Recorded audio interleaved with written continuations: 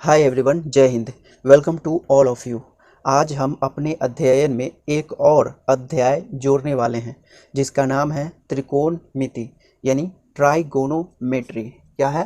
त्रिकोणमिति, जिसे हम इंग्लिश में कहते हैं ट्राइगोनोमेट्री।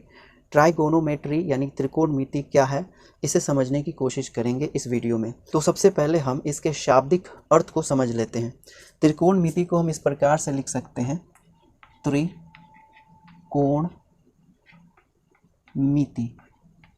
त्रिकोणमिति, यह जो त्रिकोणमिति शब्द है यह 3 शब्दों से मिलकर के बना हुआ है। पहला शब्द है त्रि, फिर कोण,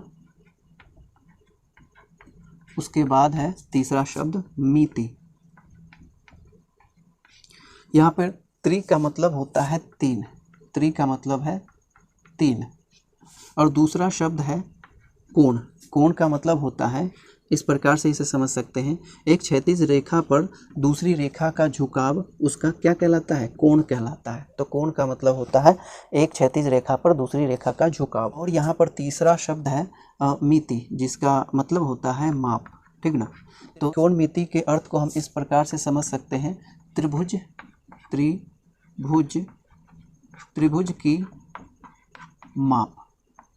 त्रिकोणमिति का मतलब होता है त्रिभुज की माप। त्रिकोणमिति को हम इस प्रकार से परिभाषित कर सकते हैं। तो इसे हम इस प्रकार से परिभाषित कर सकते हैं कि त्रिकोणमिति गणित की वह शाखा है जिसमें हम किसी त्रिभुज की भुजाओं और उसके कोणों के बीच पारस्परिक संबंधों का अध्ययन करते हैं। अर्थात त्रिकोणमिति त्रिभुज की माप से संबंधित अध्ययन होता है। ठीक ना?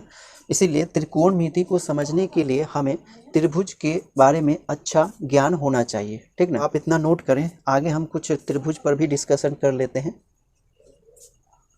अब चूंकि त्रिकोणमिति त्रिभुज की माप से संबंधित अध्ययन है, इसीलिए हमें त्रिभुज का अच्छा ज्ञान होना चाहिए। एक त्रिभुज को हम इस प्रकार से परिभाषित कर सकते हैं, लिखेंगे त्रिभुज। त्रिभुज क्या होता है? तो त्रिभुज के बारे में हम कह सकते हैं कि 3 ओर से घिरे किसी समतल आकृति को त्रिभुज कहते हैं। इसे हम इस तरीके से रिप्रेजेंट कर सकते हैं, इस तरीके से, है ना? और इसे नाम दे देंगे ABC। ठीक ना? और इसे हम लिखेंगे त्रिभुज ABC। ठीक? तो यहाँ पर ABC एक त्रिभुज है। ठीक ना?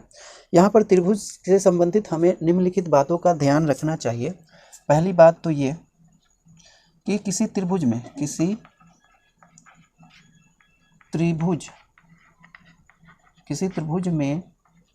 6 अंग होते हैं। किसी त्रिभुज में 6 अंग होते हैं। इसमें पहला होता है 3 भुजाएं, यानी त्रिभुज की 3 भुजाएं होती है। अगर हम इस त्रिभुज ABC में बात करें तो यहाँ पर AB, फिर BC और AC त्रिभुज की 3 भुजाएं हैं। और इसका दूसरा अंग होता है 3 कोण। 3 कोण, अगर हम इस त्रिभुज में देखें तो एंगल A, एंगल B और एंगल C इस त्रिभुज के 3 कोण हैं। ठीक ना? ये त्रिभुज के 3 कोण हैं। एंगल A, एंगल B और एंगल C इस त्रिभुज के 3 कोण हैं। ठीक? और दूसरी बात जो हमें इस त्रिभुज के बारे में जाननी चाहिए वो होता है त्रिभुज का क्षेत्रफल, है ना? त्रिभुज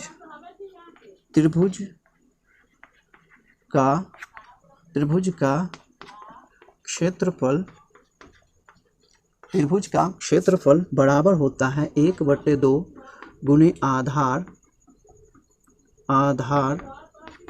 गुणे ऊंचाई। तो त्रिभुज का जो क्षेत्रफल होता है उसे हम लिखते हैं इस प्रकार से, 1/2 गुणे आधार गुणे ऊंचाई। यहाँ पर जिस लाइन पर यह त्रिभुज आधारित होता है ना, उसी को हम इस त्रिभुज का आधार कहते हैं। तो ये हो जाएगा त्रिभुज का आधार। क्या होगा? आधार। ठीक? और आधार से सीधी खड़ी लाइन जो होगी त्रिभुज की, उसकी ऊंचाई। तो यहाँ पर ये जो सीधी खड़ी लाइन है, यह इसकी ऊंचाई होगी। ठीक ना? क्या होगी? ऊंचाई। ठीक? इसमें तीसरी बात हमें याद रखनी चाहिए कि त्रिभुज किसी त्रिभुज सॉरी यहाँ भुजा लिखा गया है, इसीलिए लिखेंगे त्रिभुज की परिमिति त्रिभुज की परिमिति बराबर होती है तीनों भुजाओं का योग, यानी योगफल। इसे हम इस तरीके से समझ सकते हैं, इस त्रिभुज के आधार पर हम इसके परिमिति को समझें तो तीनों भुजाओं का योग है ना। यहाँ तीन भुजाएं हैं, पहली भुजा है ए बी मान सकते हैं प्लस बी सी प्लस ए सी, ठीक। तो त्रिभुज की परिमिति होती है तीनों भुजाओं का योग, ठीक। तो एक त्रिभुज के संबंध में हमें इन बातों का ध्यान होना चाहिए, ठीक ना। अब चूंकि त्रिभुज में 6 अंग होते हैं, है ना, 3 उसकी भुजाएं और 3 उसके कोण। इन अंगों के आधार पर हम त्रिभुज को कई भागों में बांट सकते हैं। आप फिलहाल इतना नोट करें, हम आगे लिखेंगे।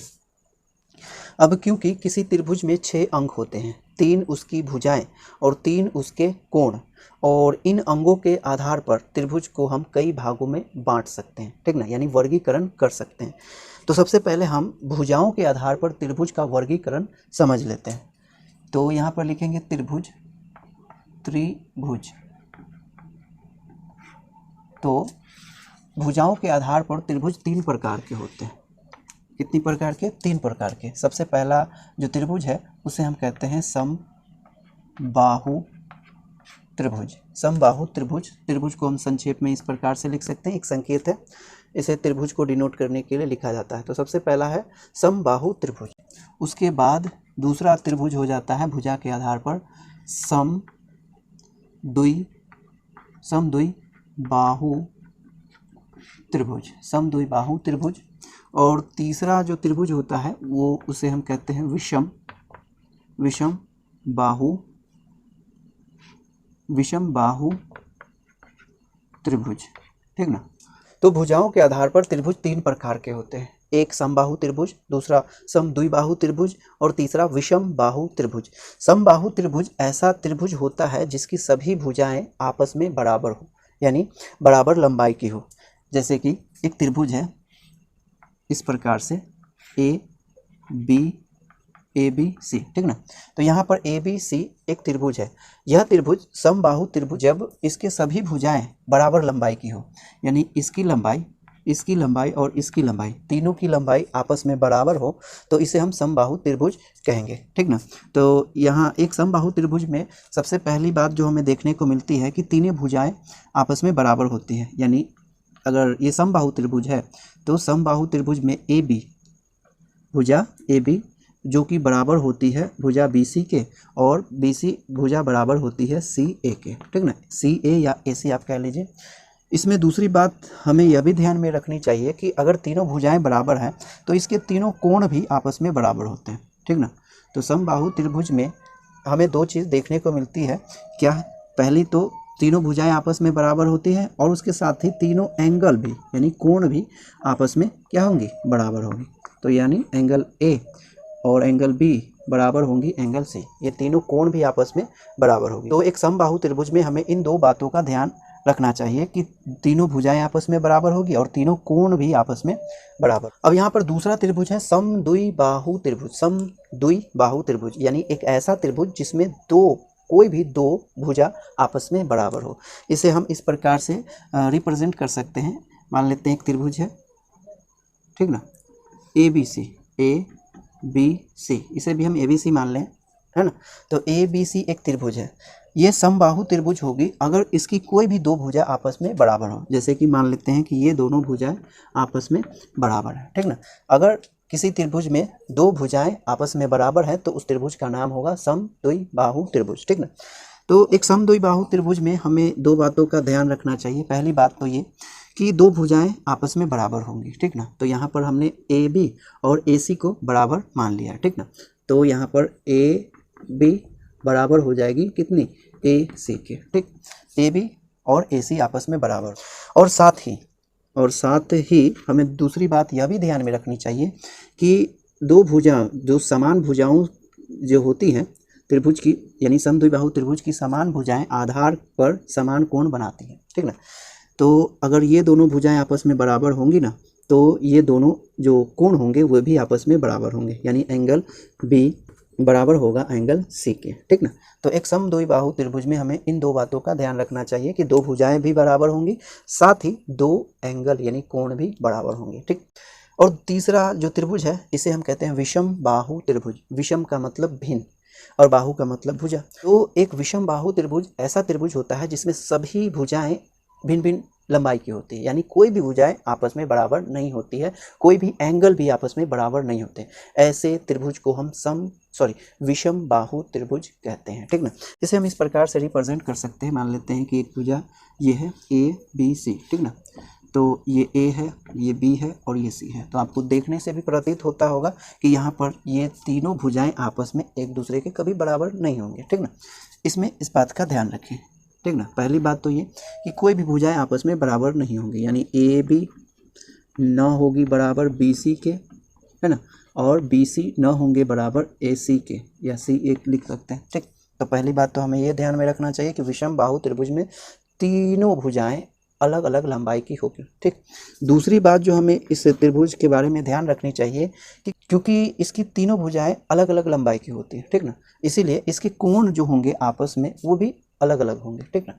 यानी एंगल ए बराबर कभी नहीं होगा एंगल बी के, और एंगल बी भी कभी बराबर नहीं होगा एंगल सी के, ठीक। इस प्रकार से भुजाओं के आधार पर त्रिभुज कितने प्रकार के हो गए? 3 प्रकार के त्रिभुज, एक समबाहु त्रिभुज, समद्विबाहु त्रिभुज और विषम बाहु त्रिभुज। आप इतना नोट करें।